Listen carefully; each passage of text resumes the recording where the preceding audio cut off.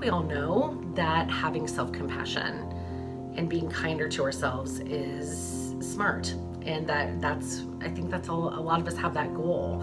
I think that we've heard a lot of different experts and self-help books, and the Dalai Lama and Brene Brown, our pastors at church talk about self-compassion, forgiveness for ourselves, being kinder to ourselves.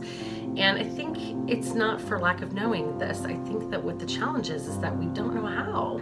The reason I think that so many of us have a very harsh inner critic and experience shame that comes with self-judgment is because I think a lot of us have some pretty severe trauma narratives.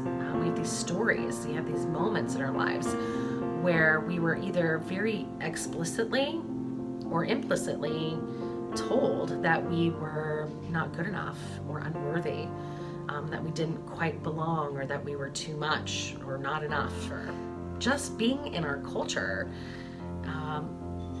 can be traumatic. When you're walking through the grocery store line and you're looking at the magazines and there's a celebrity's body being told that it's not good enough, that it's not beach worthy, it's really hard. There's a standard that's being set there. There's a narrative that begins that says some bodies are beach worthy and some are not. And so just being in a culture that has this idea of what's okay and not okay starts developing a very critical voice inside of us about what's okay as a mom, what's okay as a daughter, what's okay as a wife, what's okay as an employee, what's okay for white women, what's okay for black women, what's okay for Christian women, Muslim women. What are the standards and expectations?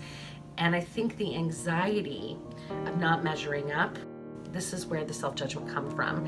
It's almost impossible for us to live in the societies that we live in and not experience this very shared human experience of being imperfect, and of making mistakes. And I think we need to have the tools and skills to be able to combat that, or we're going to end up rather depressed and rather anxious.